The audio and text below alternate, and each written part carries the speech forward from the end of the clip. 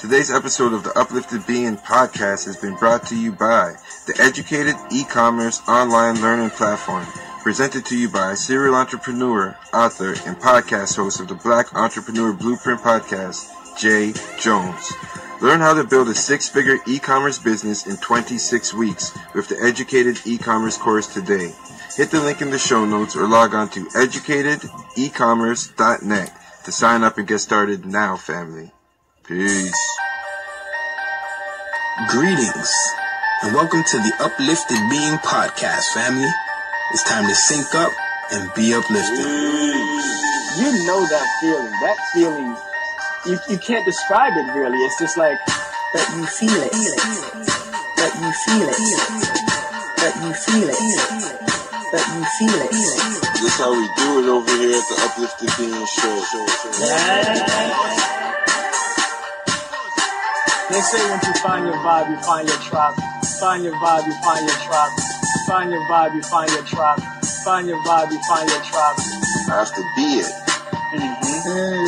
Rather than I have to have it or I have to do it. It's like I have to be it. I have to become it. I have to be the change that I want to see. You realize that that's a reflection of you, and what they do, you can also do.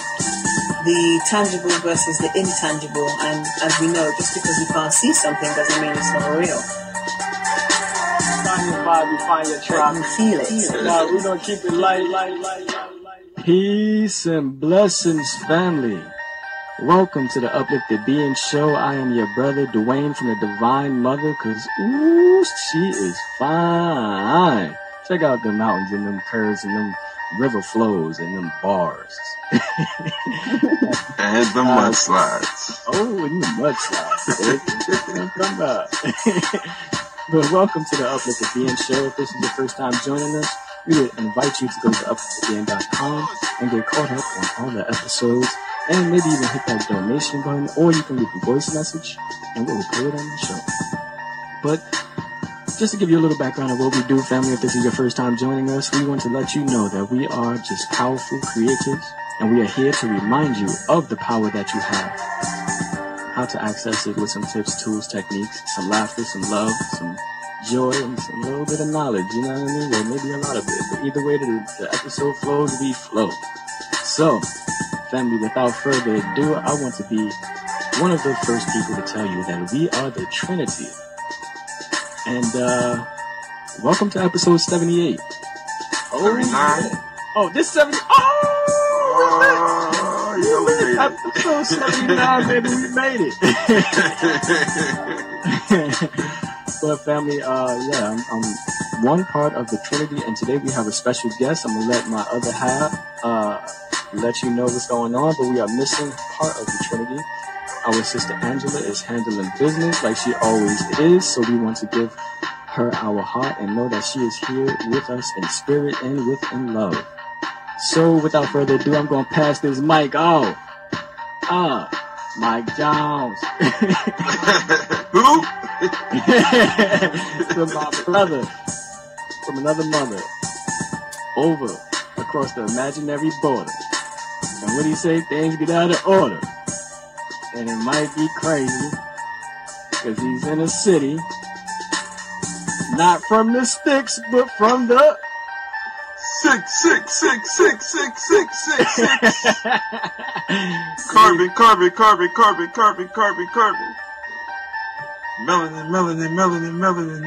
Melanin. Rich. Peace and love, family. What's good? It's your brother Brian Ni Ako Boy Doku, also known as Melanin Rich, and the Uplifted Being Show is back up in this. Oh, it feels good to be back. Y'all probably never missed me, but I missed y'all, you know. I was off a show, and unfortunately, Sister Angela's not with us today, but she's here with us in spirit.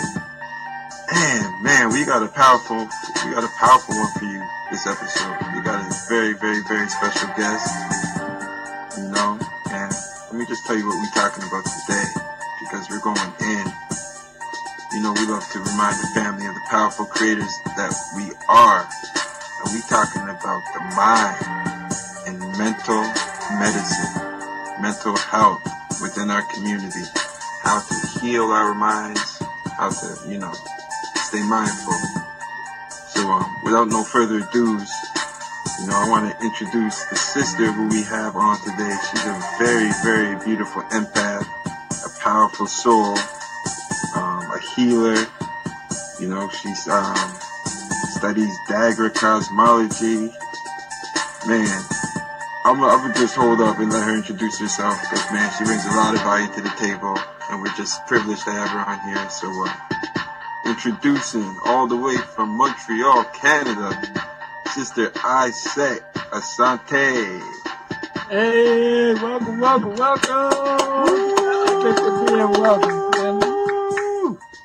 Wow, thank you. I really appreciate being so well received. Thank you, brother. Thank you so much. So, who am I? What am I doing here? I recently discovered that I am what one would call an empath.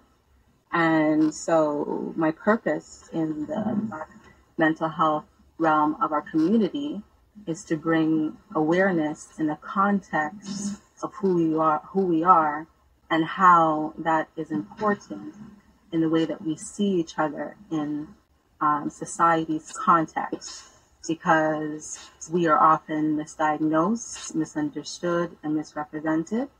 And if society has the right to label us and to put us in boxes and to see us as a certain way, I feel that it is our responsibility to know thyself, as in know what these labels comprise, what do they mean, and then to look back in our history, our tradition, our culture, to see what that reflects like. So that's my purpose. I say it's beautiful to walk into your purpose. Yes, thank you. I say. Hey, Kang, you walking in your purpose too? Hey, man, I'm kind of tiptoeing to my purpose, but, I'm about to pick up the pace and start taking these big-ass strides, Hey. We getting there, Gotta crawl before you walk, before you run, before you leap. Okay. We could just leap first, Just jump, man. Fuck it. Just jump. I'm gonna take your advice as soon as we get off the call. I'm gonna take your advice, man. Take a leap of faith. I'm gonna take another leap of faith. Yeah. Another one and another one and another one. Hey, that's what I'm talking about. So sis, thank you. Thank you as well. Hey, so we got a gang of questions for you, but it's not an interrogation room, and we're just here to build. But going back to yourself, we were having a little conversation earlier, but if you could kind of, tell the family what kind of led you into, what you're doing right now with this work you're doing with the community, that would be lovely. Oh, yes. So I wanted to first start to speak for those who are introverted like me, who actually have known me to be a very private person, and to actually see me out there being so transparent about my business on social media. I wanted it to be clear that when you are in a family and you're in a circle or group of your peers, and you're finding yourself to be always the person that seems to be contrary, or to receive people being contrary with you, or you're constantly being put to the side, and when you express yourself, you're being dismissed as sensitive, all of these things, you're just constantly running into issues. However, you do recognize sometimes that you do find people that understand you, and you say one sentence and they actually get it from jump. So I'm just here to demonstrate that when you have knowledge of self, when you take on the labels that people choose to put upon you, you can either feel vacant and empty by that label, and enact from that broken place of feeling like I am this, and so now you become the symptoms, and you are set to keep on the label that has been put upon you. Versus if you empower yourself and recognize that it's just a label, it's just a word, and then what are the things that are associated with that, you can begin to get to the truth. And so the purpose of me coming out here to speak to the community is there's so many levels to it, from children in terms of child sexualization, from being a teenager to being a young adult, and having some experiences with types of sexual violence and having other types of violence. And, you know, there are things that we hold in our body that we don't know, and then we enact from that. And so there are people that are not recognizing, that are not even speaking to the actual authentic person, whether it's in their family, whether it's the person at the store. It's like we tend to be speaking with people from their broken places, and then that tends to be the narrative of who that person is.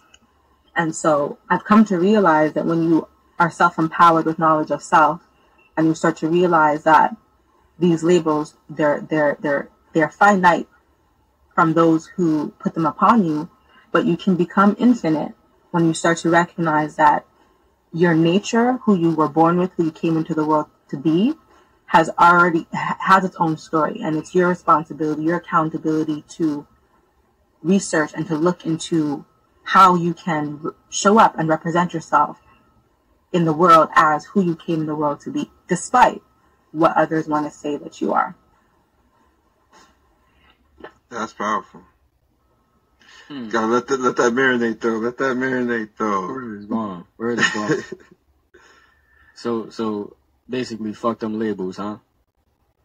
I say that what is does not need a label.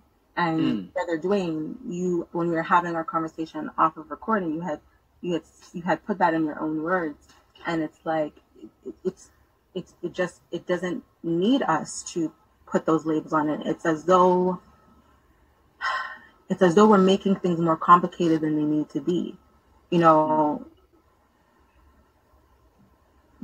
And you know, and I know some people might get it twisted, and they might say, well, what about what's going on in the world today, you know, with the male and female roles? And so if there's no labels, then that means I can just be and I can just do. And it's kind of like just to say that we're getting lost, you know, in the fact that now we have these labels and people have arisen and said, I don't feel that I fit into what that context or what that's supposed to look like. So I'm going to create this new label. I'm going to create this new religion. I'm going to create this new way of dieting, way of eating, way of exercising. However, when you bring it back down to, I don't know what they say, the micro or from the macrocosm, it's all pretty much intrinsic to being one and the same. So then you're putting all these extra labels on something that already exists as it is, you know? So it's kind of hard to answer the question if we should put labels or not put labels. I'm at this place now. I know that for myself, labels have not helped me. What I do know is that understanding myself from the context of nature and understanding that nature has proceeded in a way that it doesn't need labels. It's just like that. I find the labeling it's just confusing, and it's doing a lot of more of harm. I don't know if I'm expressing that clearly. No, yeah. I mean, you flowed with it, and I feel exactly where you're coming from. If I may, King, I feel like with labels, it has its place. We are multifaceted beings. We are not only human, but we're human having a spiritual experience, right? Like we're spirits first and foremost, right? We're energy first and foremost. We're beings first and foremost, and then the skin suit is slapped over it. Now, with labels, they have their place, you know, for identification purposes. For camaraderie, you know, when we want to identify that it's a bird or what type of bird or whatever it is, or, you know, there's leaves that we shouldn't eat, you know what I'm saying? As far as like poison ivy, as far as, you know, it's communication purposes, right? Between beings. That's why language is important. But because we know that language is so important, that's why so many people have tampered with language. You know, you have one word that sounds the same but has three different meanings. There, and there. You know. That's right. Yeah, that's 2 + 2 = 4. I don't know. In mathematics, yeah. In universal language, no. Exactly. Okay. I was about to be like this TO plus TOO equal FOR. You know what I mean? Hey, get that again, okay? Hey, this TWO plus TOO equal FOUR. Ooh. Right. Right, You know? right. So, it's like we are metaphysical, yet we are physical. Exactly. Metaphysical means beyond physical. So when we talk about labels, everybody has to come to their own peace with what they want to be described as, what they want to define them. You know what I'm saying? When a smoker says, I'm a smoker, well, he's a smoker. When a drinker says, I'm a drinker, well, he's a drinker. When a person who likes sex says that he's a sex addict, he's a sex addict. You know what I'm saying? And it's like, we all define ourselves. Yeah. You know what I'm saying? And we think of it as other people defining us. No, they just have the option. We have to choose it. That's exactly right. Yeah, so we could also, we could always choose not to agree with the labels people put on us. Mm-hmm. Like right now, I'm like, you can call me whatever you want to call me. That doesn't define me. That's right. It doesn't mean that I agree with you. It doesn't mean that I accept that to be my truth. Because in many ways, I feel like labels could be limiting. You know what I mean? If I say, hey, I'm a plumber, then I'm just a plumber. But meanwhile, I could be a plumber, a barber, this or that. We're infinite in our beingness, but sometimes we put these labels on us and then they limit us, or they come, they bind us, to just being that when we're so much more most times, Exactly. Right. And we see that happen a lot in the media. As far as with basketball players, football players, any type of entertainer. It's like, yo, entertain. Don't talk about anything political. Don't talk about anything religious. Don't talk about anything about your people. Just entertain. Bounce the ball, nigga. Jump. And keep your mouth shut. We are paying you a lot of money to keep your mouth shut. But anyway, we see that. And I think because we see that on like you said, sis, on a macrocosm, we bring it down into the microcosm and say, well, I don't want anybody to call me an HVAC guy, or I don't want anybody to call me someone who works at Victoria's Secret. I don't want somebody to call me a receptionist. Or I don't want somebody to call me a male or a female. You know what I'm saying? And it's like, no. Because I'm a soul, and souls don't have a gender. Right. So I'm I'm asexual, hypothetically speaking, but I'm just saying these are where other people can get it confusing. But at the same time, it's like, yo, everybody's free to define themselves. So if you want to be asexual, if you want to be heterosexual, if you want to be homosexual, yeah, it may have an effect on our people as a whole, right? It may have effects that other people just want to turn the blind eye to, which other people like myself and others don't want to turn a blind eye, but it's still, you do your own thing. You're a free soul. You know what I'm saying? You're a free being. Do your own thing, but at the same time, don't ignore the effects that it has. Exactly. You know what I'm saying? And that's where we kind of get the divide within our people or within humanity. It's like everybody wants to control someone else's ideology.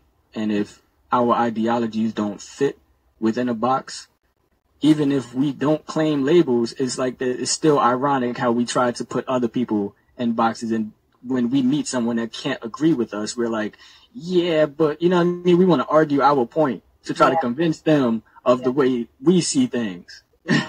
It's so crazy. It is. I think about what you just said about, because you mentioned asexual and homosexual, and I wanted to touch on that because in the tradition of the Dagara cosmology, there is a sister by the name of Sabonku Some, and she wrote a book called The Spirit of Intimacy.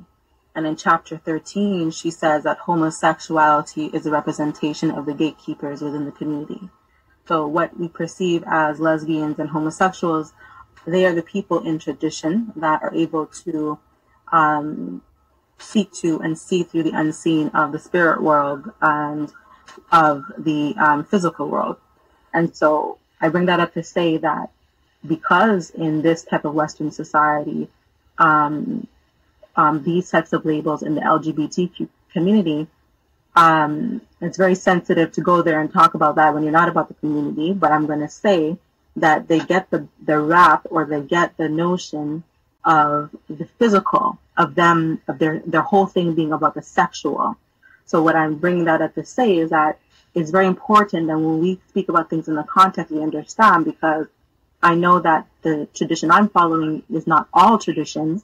However, it's interesting to see how in one tradition that supersedes Western thought, they don't cast people like that to the side. They recognize that people that identify as that have a place in the community. They're not harmful. They're not bad people. They have a place, and that place is respected.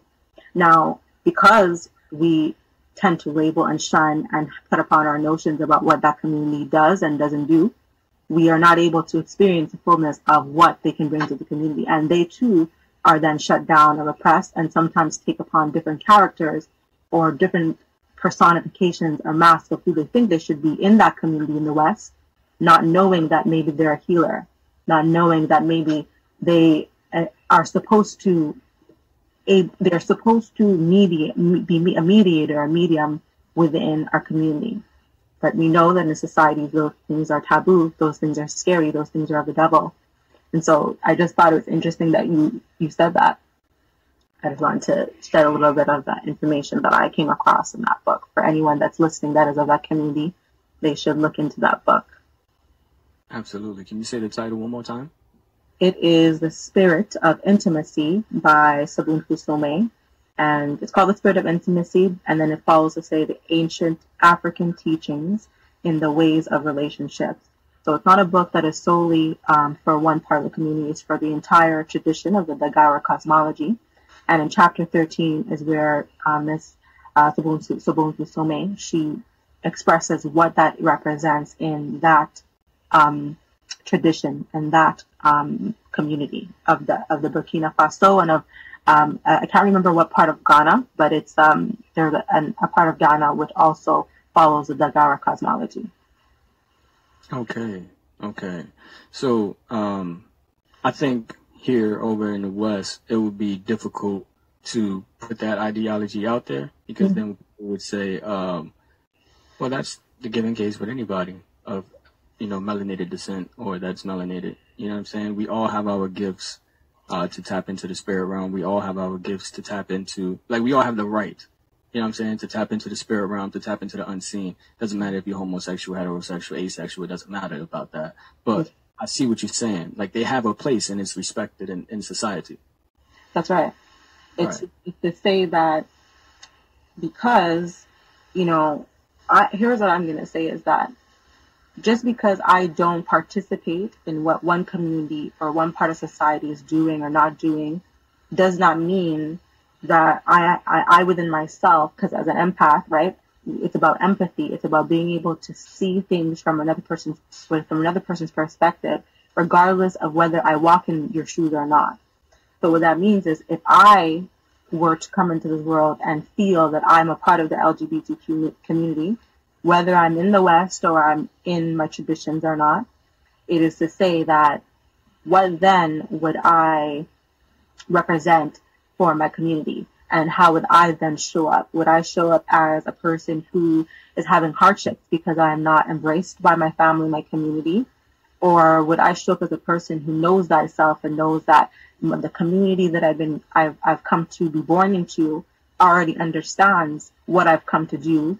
And so they guide me, they hold the space to allow me to be who I am. So in essence, I wouldn't get caught up doing certain things that would be considered whatever society wants to label because I'm a part of that group.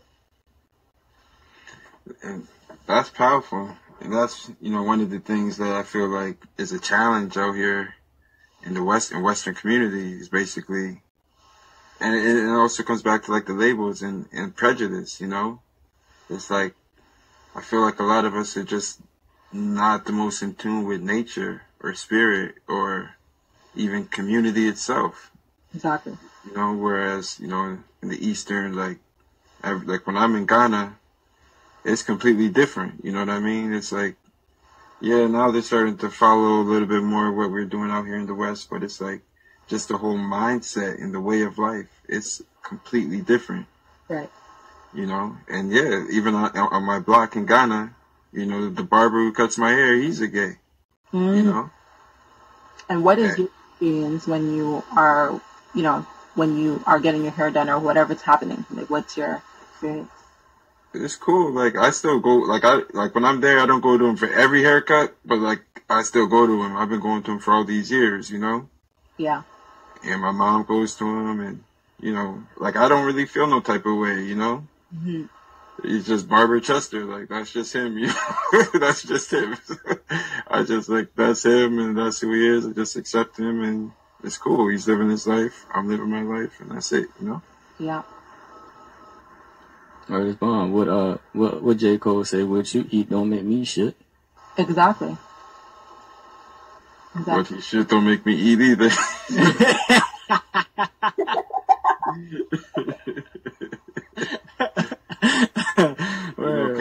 I was thinking, I'm kind of spinning it back to like the mental health aspect of things. And if you don't mind, you know, just going back to the labels, I just wanted to get your opinions, like, on like, so like diagnosis, you know, so being diagnosed as a bipolar or ADHD or things of that nature. Me personally, I personally feel like, you know, there's no need to own any type of disease, like, you know, I got the flu, or, you know, like, you know, people like, oh, my this, my that, like, you know, my Alzheimer's, you know what I'm saying? I don't really see the need to own disease. But what do you all think about, you know, especially when it comes to mental health and mental, diagnoses, man? To be real, King, we on the same page, man. I don't believe in owning it, but at the same time, you know, there's that fine line. You know what I'm saying? If you've been told for some time now and you accepted it from the first day that you were told that you have a bipolar disorder, from the first day that you told, you know, you have any type of dis-ease, you know, if you've accepted it as your belief, then so be it. You know, you've claimed that label. There is a way to reverse that, but it would just take changing your belief. A belief is just a habitually repeated thought. So, a lot of times, there are those that don't have, they haven't owned it, right? Like, I know of the story of a schizophrenic. He didn't know he was schizophrenic. He killed his mom. You know what I'm saying? And his schizophrenia. So then when he snapped out of his schizophrenia, he was, you know, in real remorse. But the deed was already done. So there are cases where, you know what I'm saying, it's not so much of being it a label, but it is a sickness. Right. Yeah. You know, so it's not as black and white as, you know, just don't claim the label. But in most cases where we are claiming anxiety, where we are claiming depression, right, these entities that people have created and put a name and label and energy into it, a definition. So these deities or entities have characteristics, right? And they play out differently in everybody's lives based on your interaction with the deity. Yes. Right? So anxiety is an entity, or it might even be a deity now, the way that it's grown. You know, depression is a deity. Happiness is a deity. Joy is a deity. All of these things are deities. And when we invite them into our spirit, they latch on. And they're hard to get off. They are hard to cast away. Yeah. Because they want to live. It's like a parasite. Once they find a host, they want to live. So trying to break away from that deity is like, you really have to do a sacrifice. You really have to do, like, not sacrificing human or baby or infant like that, nothing like that. But, you know, you have to do a sacrifice. You have to fast. You have to do certain rituals. You have to use certain affirmations. You have to change your mentality, change your beliefs, and keep your awareness on the who you want to be.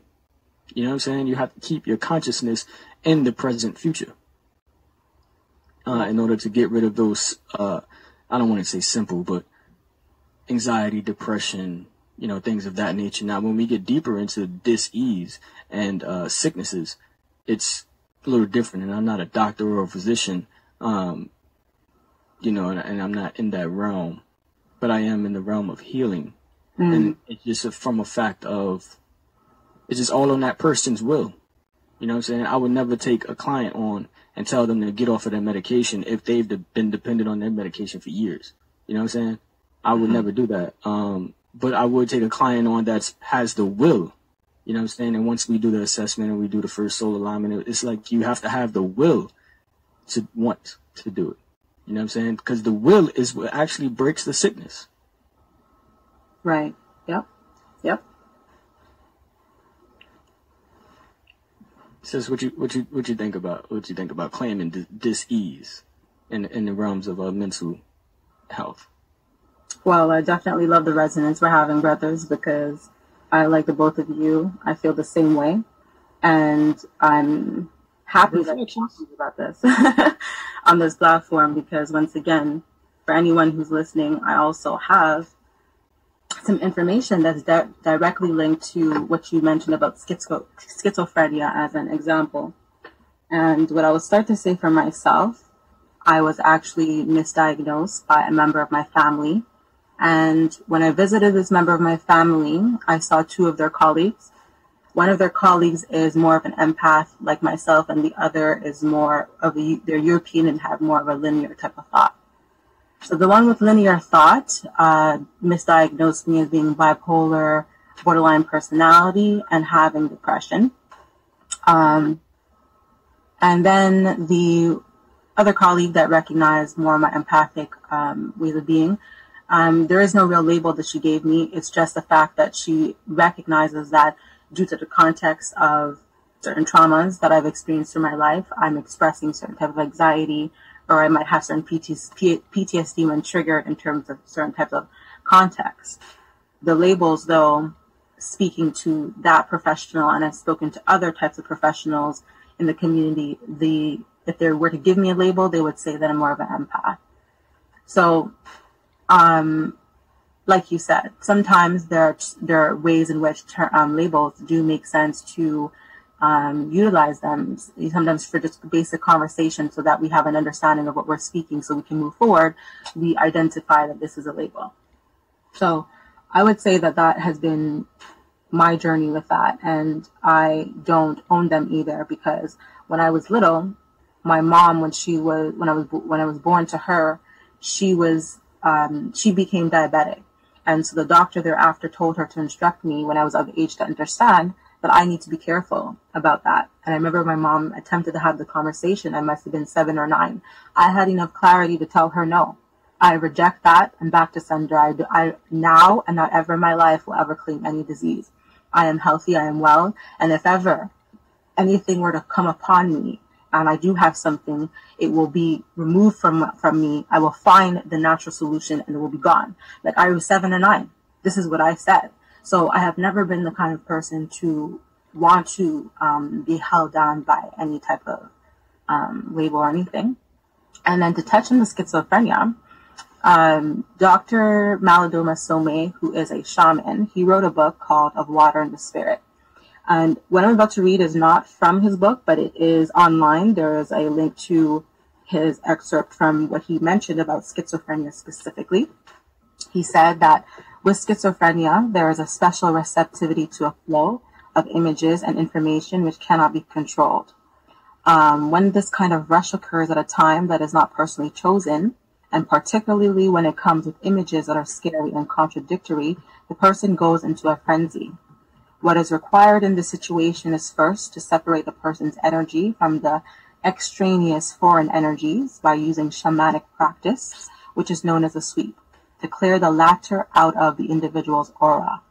With the clearing of their energy field, the person no longer picks up a flood of information and no longer has a reason to be scared or disturbed. Then it is possible to help the person align with the energy of the spirit being that is attempting to come through from the other world and give birth to a healer. The blockage of that emergence is what creates problems.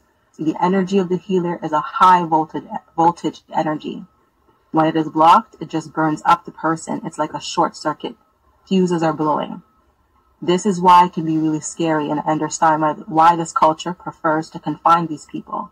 Here they are yelling and screaming, and they're put into straitjackets, and so that's a sad image. However, when a shamanic approach is to work on aligning the energies of the blockage. So, yeah, so that's pretty much it. That's a dope perspective. Mm-hmm. That's a dope perspective, because it definitely aligns as far with what we now call magic.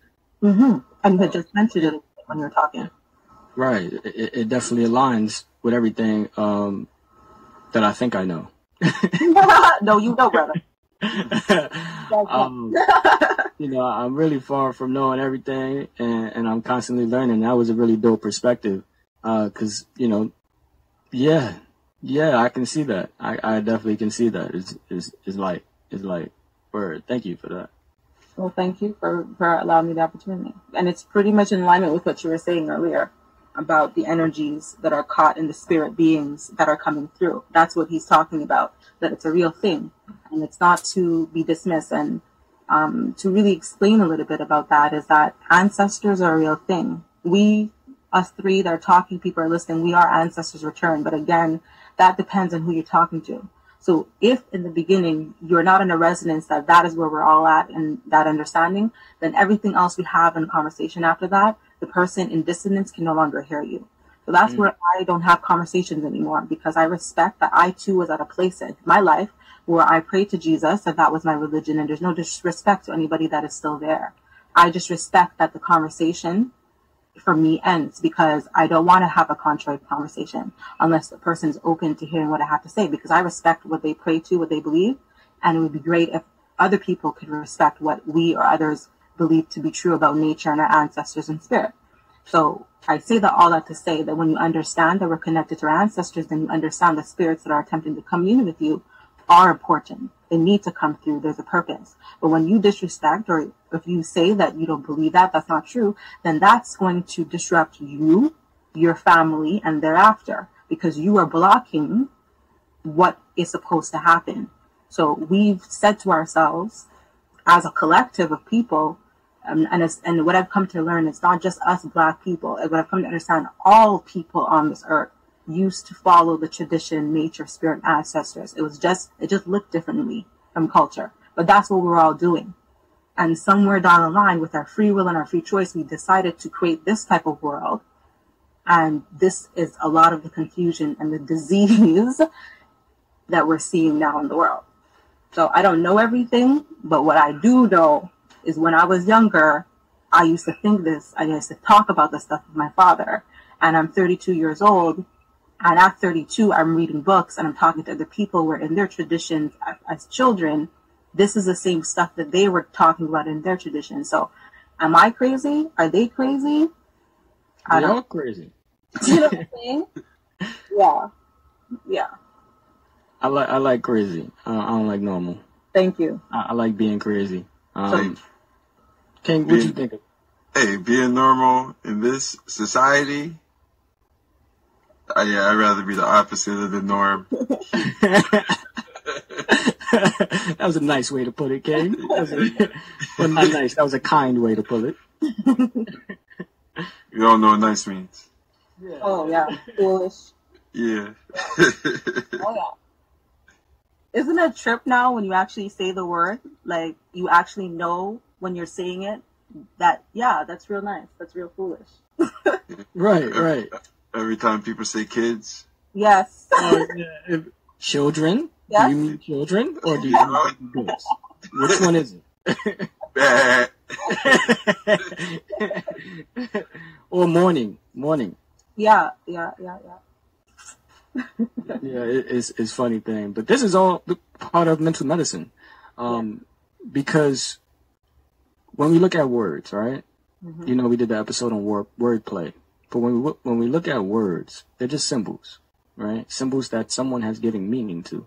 And when you give meaning to something, it has life, right? It has characteristic. Mm-hmm. You know, it's like a author writing a book, you know what I'm saying? He put characters in it. He gives the name of the characters, he gives a meaning, you know what I'm saying? He gives the whole, like he puts a whole story around this character. So he just created a life. So when people read it, they feel and resonate with that character, right? So it's the same thing with words, and it's the same thing with symbols, and it's the same thing with energies, and it's the same thing with dis-ease, it's the same thing with ease, it's the same thing with nature, it's the same thing with all of that stuff. When we put a meaning on it, we give it life. Now the thing is, put your own meaning on things. When you put your own meaning on things and create your own symbols, I'm not saying create your own language, but you can. Yeah, exactly. But create your own meanings on things, and it will connect you to your subconscious mind. Right? And when we bypass our conscious mind and reach our subconscious mind, that's when we can control our own reality. And we do that through candle magic, through chanting, through many different ways, right? Through repetition and Ritual. Studying and symbols and pictures and music, right? It's many ways to bypass the conscious mind. But the trickiest thing about bypassing the conscious mind is that the conscious mind adapts. So the moment that you think that, hey, I'm making breakthrough, but the results aren't there, but you feel the breakthrough, so you've made the energetic break. But if the results aren't there, there's a step forward that you need to take. Bars. Results are the only thing that matters, right? Nah. Oh, okay. All right. Thank you, Kate. Thank you. Gotta respect the process, man. Right. Feelings are results, right? If you feel that you're getting close to a breakthrough, that's a result. And you're stepping in the right direction. Feelings are manifested. Yeah. Hey, my brother. We're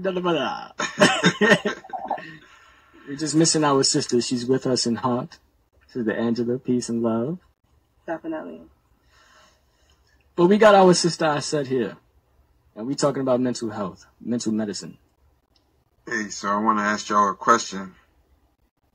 And you got to pardon my style of questioning because, you know, I got no formal journalist experience, man. This is straight raw sauce.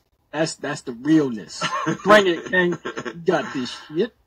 All right, so one thing I kind of feel, and I just want to know, you know, your thoughts on, I always feel like a European mindset in a melaninated body is a recipe for disease. What y'all think about that? Brother Dwayne, take it. Since I bowed down to the queen. You gotta take that one, Queen. You gotta take that. Wow. Everybody knows what I start on this one. Hey, let the family know. Let the family know they listening. Yeah, get your notepads, get your pen and paper, man. Get ready. These bombs, man. She about to drop these jewels right now, man. Let me tell you, brothers, I'm learning that my thoughts and opinions, they either scare people away from me or they have people rushing close to me telling me, yes, sister, let's talk about it, you know? And so I say so much and it's like, can I say this here? You are free. I want to be unapologetic in the things I gotta say. So if I have the permission, I'm going to speak to say this. You don't ever need permission. Always speak your mind. Speak the truth unapologetically. I appreciate that. I'm going to say this, that it always comes back from me that from since I was a little girl, I'm always going to say it. I've always noticed the disparity between the so-called European and the so-called African, okay, as they like to label us, and the black and the white. I've always noticed it, and I've always called it out. And I'm still calling it out, and I'm still noticing it. And I do not understand, and then I say I don't understand, but then that's what cognitive dissonance is. It's just, it frustrates me to no end how personally and how as a collective we live in the ramifications, we live in the reality of what races and white supremacy is every single day. And it irks me on a level that people that could be in your own family, in your own community, they don't see it. They choose to talk about, well, it just happened so many years ago and all of these things. And it's like, what do you mean happened so many years ago? Slavery is happening right now. Our brothers and sisters are on blocks being sold for less than $300 right now. What do you mean? Okay? And those of us who do entertain what's going on in the televised vision, see how we are being mistreated and mishandled just based on the color of our skin. So I know that we've done many tests in our community, the white and black doll tests, and I don't understand how that test was done back in whatever 70s or the 80s and it's actually being done now. The children can see the same disparities that are going on, and they have vacancy and they lack in self-esteem based on how the world keeps portraying to them that the lighter their skin or the fairer this and that, and they have to modify and change and dumb down and do all these things to put themselves into a box that does not serve them. And in everywhere you go, everything you try to do to empower yourself, you're constantly being told that is that's reverse racism or that's racist, because you want to uphold yourself in a world that's constantly putting you down. The very fact that as people that are in the diaspora of the Ma'afa and all of these things that we have to hold within our being, that we have never as a collective received any kind of healing as a collective generationally. We don't pass that kind of healing down for our spirit. And you mean to tell me you're confused about why our brothers and sisters are walking around and enacting from the broken places? So we're still living in it. And how are we supposed to get past it when some of us that look like us refuse to acknowledge what we are talking about, and we know that we're living in a daily basis?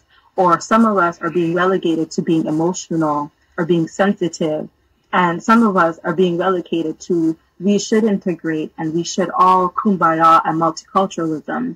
And I'm just at a point where it's like, look, I know that when the time comes, if the time comes, I've already been in those situations of a woman being racially profiled, being thrown to the ground by police on knee and back, called racial slurs, but being thrown into the back of a police car. I know what that is.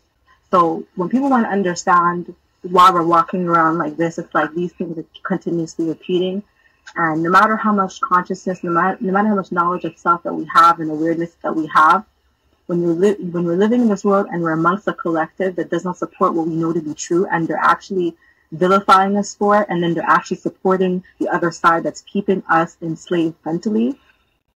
Let me tell you something. I will die for my truth. I will die for the truth of my people and my ancestors. That's what I have to say. Ashe.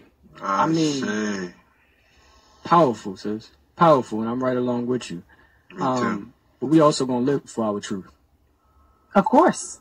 You know what I'm saying? And one thing I do want to, if you don't mind, white supremacy doesn't exist. I'm gonna hear you on what you have to say about that, brother. I'm not here to I'm here to listen. You gonna feel me? All right, bet. Yeah.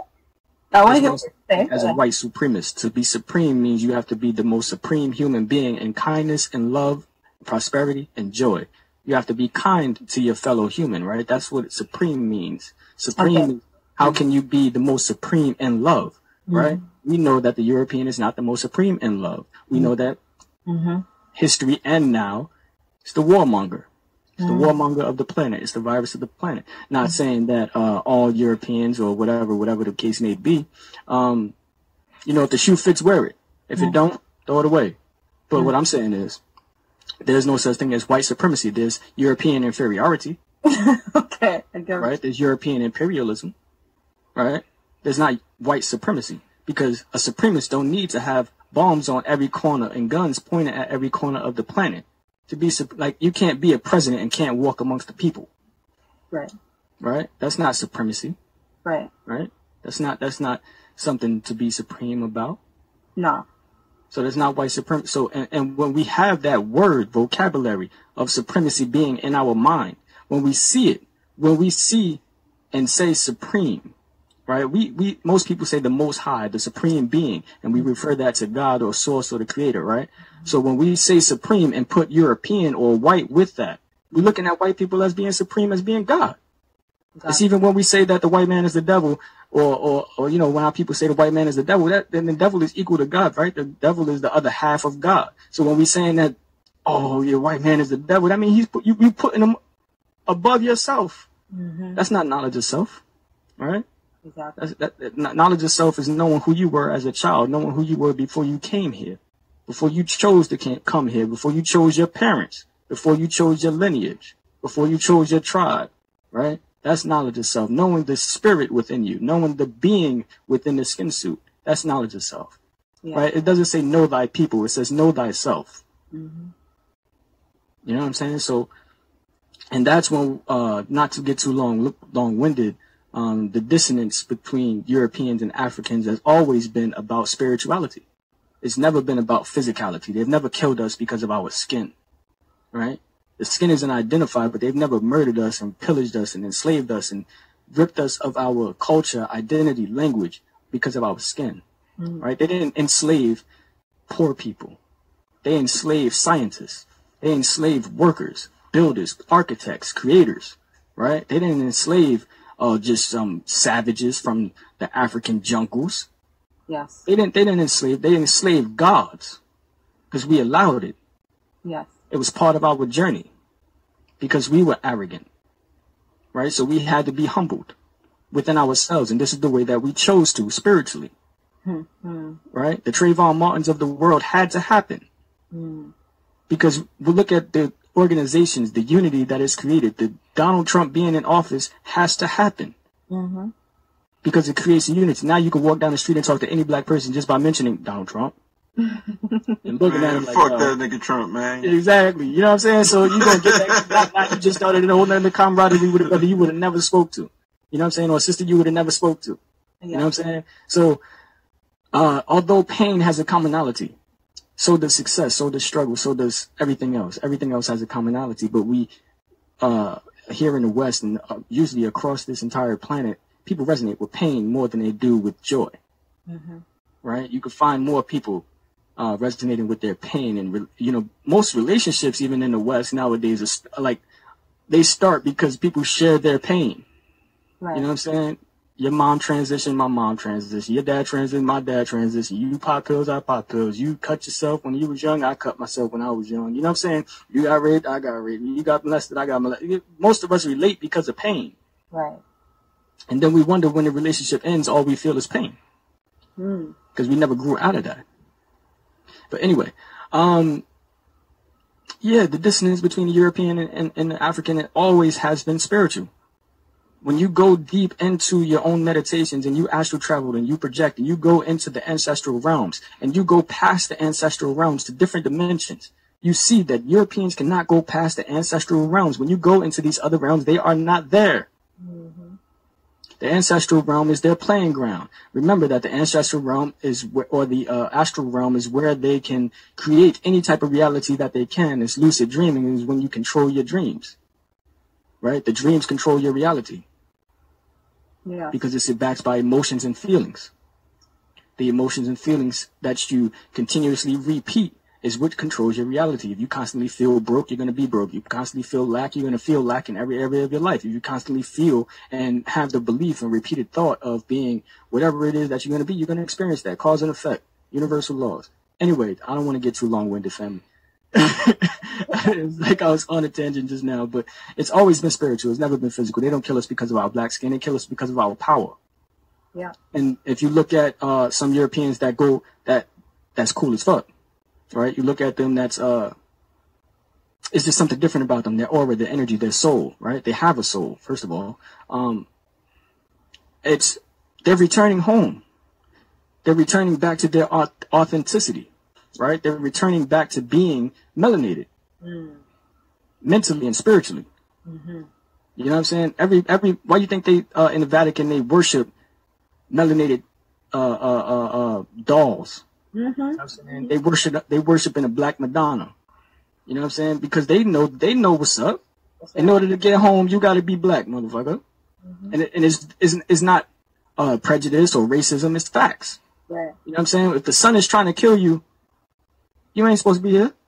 You know what I'm saying? If everything in nature, you trying to kill it and it trying to kill you, you ain't supposed to be here. So in order to return, like you said earlier, sis, you got to return back to nature. You live in one with the universe and one with the nature. Live in one with the land. Until you do that, oh well, there's going to be war on this planet, on this plane.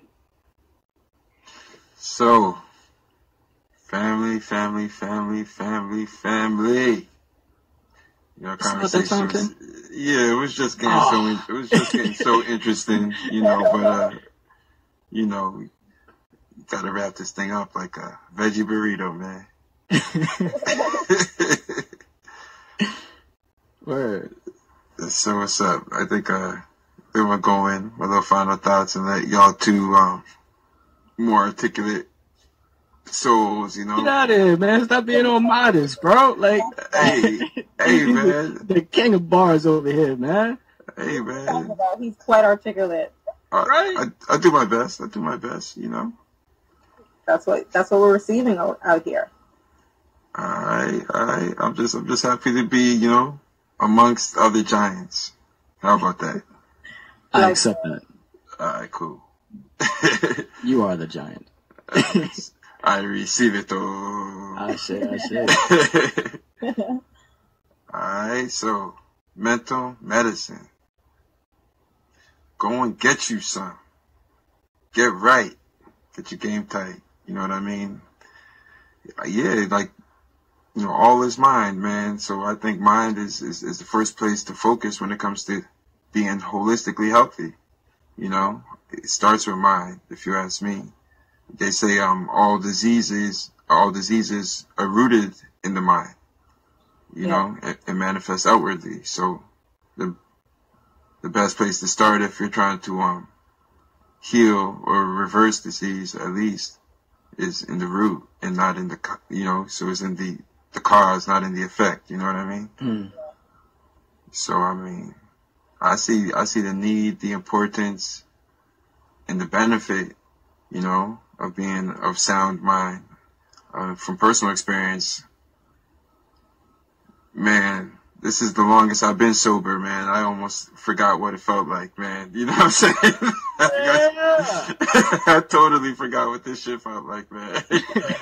Because, I used to drink, used to smoke, and, between the two of those, I kept those running for a long ass time, you know what I'm saying?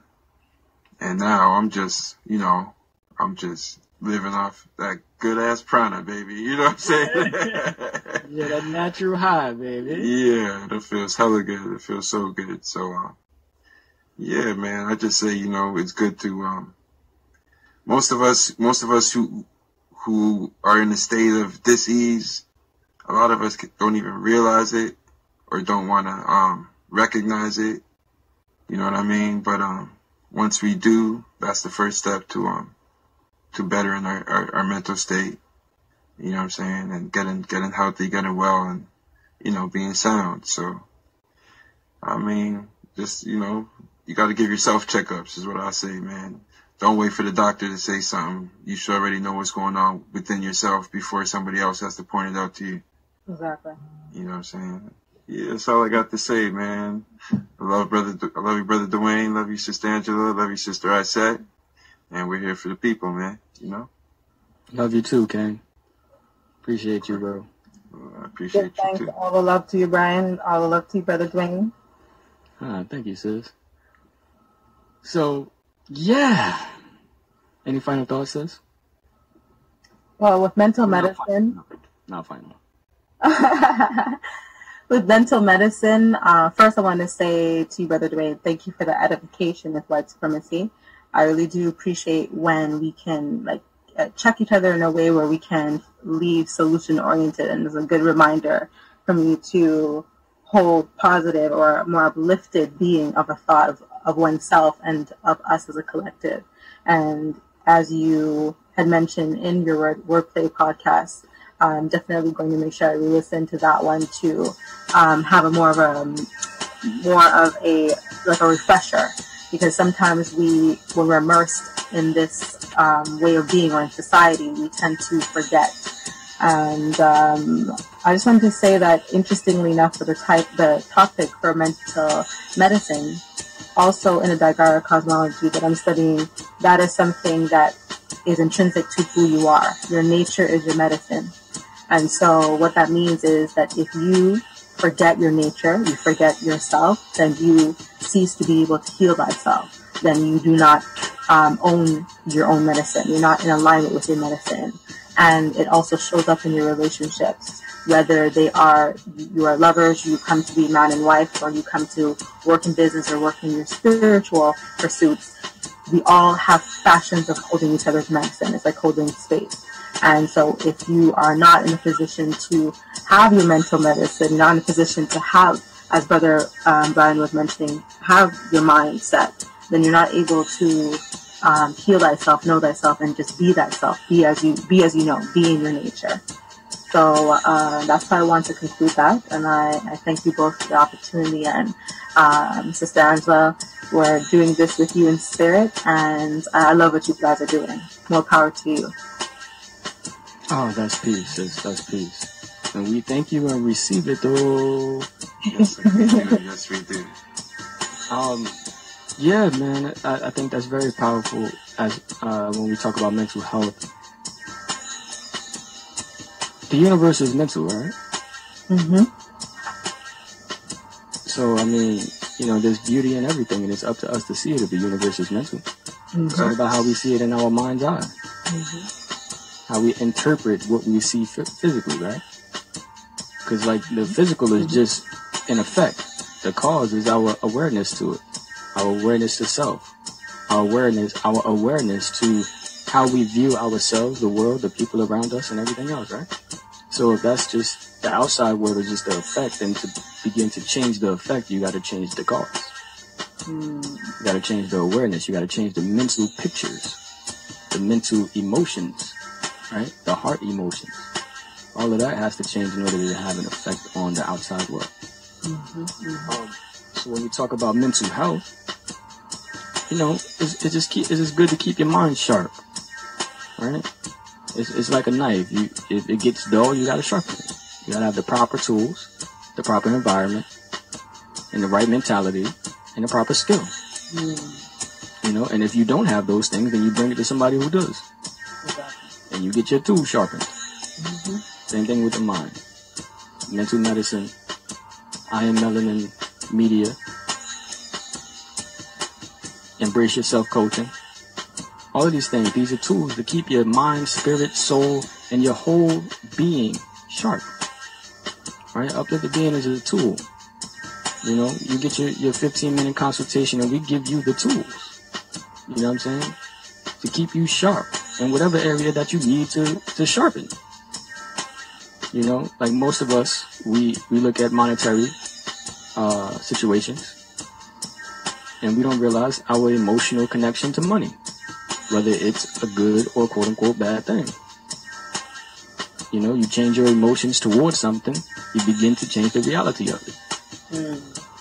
But it's difficult to change your emotions by yourself at times, because, our beliefs, we dream it, sleep it, eat it, think it 24/7.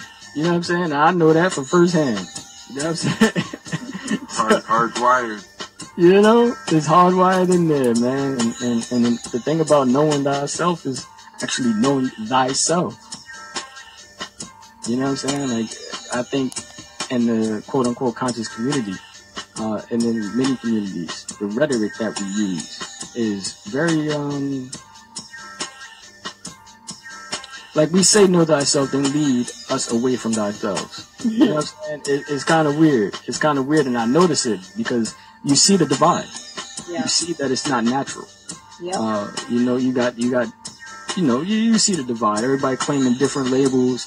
You know what I'm saying? And everybody's on their own, doing their own thing, because it's not.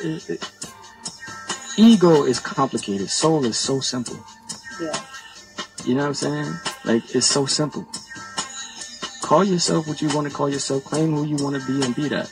Now, the thing is cognitive dissonance within ourselves. Not even about new information or new truths. Within ourselves. You know what I'm saying? Because we hold on to our own beliefs of ourselves so dearly that when something comes up that shows us who we are and how to change it, yeah, good luck for an ugly little changing feature there. It's going to be a bumpy ride or a smooth one, depending on your mental perception. Anyway, family, with mental medicine, I just want to say thank you for joining us for another jam-packed episode 79. We on the train, baby. Money, we made it. We on the train, episode 79, mental medicine. And be sure, family, check out our sponsors. aplussmoothies.com. That's APLUSSMOODEES. aplussmoothies.com. All that, then some. Go and get you some of that protein, that pumpkin protein up in your life. Oh yeah, it tastes good too. Okay. And chiefswear.com. That's CHIEFSWEAR.com. Your one-stop shop for authentic African jewelry and apparel. Hit the family up, family, and get pumping, man. And don't forget to go to upliftedbeing.com. And you can leave a voice message. You can rate the show on Apple iTunes, Google Play. You can get your merch. Oh yeah, you get your merch, man. Come on, get your merch, man. You know, you get the Uplifted Being tees, man. The Uplifted Being sweatshirt. You know springtime coming, man. You better flex. I hope you've been working out all winter, you know what I'm saying? So you can flex in your Uplifted Being tee. You know? So you could start flexing in your complexion. But sister, I said, you want to leave the family with all your social media handles? Yeah. The links to your YouTube, Instagram, or wherever they can find you at. Cool. Well, on YouTube, it's Iset Asante. I-S-E-T. Asante. A-S-A-N-T-E. For those of us in Canada, you know that the accent is due. And I want to also say that Facebook is Iset Reflects, and Instagram is I.SET.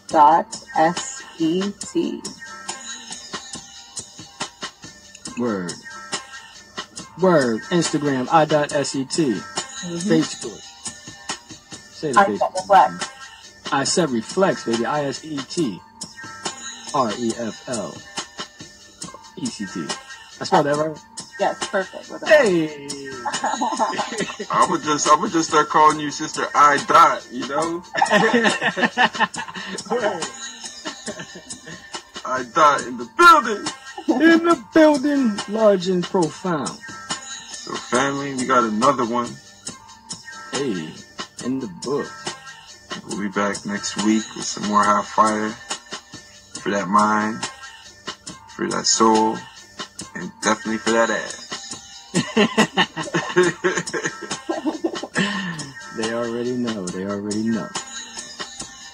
So family, upliftedbeing.com, IamMelaninMedia.com, Embrace Yourself Coaching, mentalmedicine.life. Hit us all up, man. Go check out our services and see how we can uplift your being, how we can get you on the path that you want to be on and invite you back to your own power. So without further ado, family, we just want to thank you once more. Thank you for joining the Uplifted Being Show. We see you, we feel you, we love you. We are you. You feel your reflection, baby. Yeah. Already. Oh man, we thank you, Sister Iset, for joining us, joining the family. We appreciate you. Thank you, brothers, for the opportunity.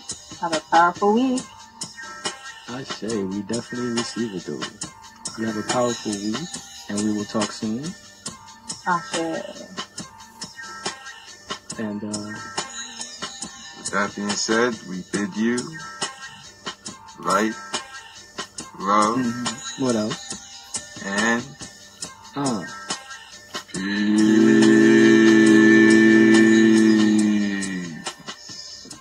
Walk right.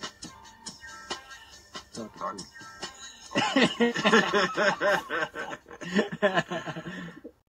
Peace. Yeah. I'm just a Jersey native, but my soul is from the cosmos, the house of Taurus with the Aries sun and the Scorpio moon, transcending the zodiac just to level up my kundalini, building up. I'm learning the game from the ones that came before me. I'm just riding the bench when it rings like Robert Ory. Ain't no end to this story. I live forever. I'm eternally grateful from Mansa Musa to Nat Turner. I'm eternally thankful from Dr. Penn to Francis Weston. All I can say is thank you. I mean, you gave the ultimate sacrifice. So we remind you not to fall in line with the revolution. The time, so get high off the knowledge, not decline it, and take your time in it, cause you know it when you feel it. It's called good vibes. Yeah, it's called good vibes. Yeah. Thank you for tuning in. Check out upliftedbeing.com and remember to rate, review, like, share, and comment, depending on where you're listening from. Light, love, and peace, family.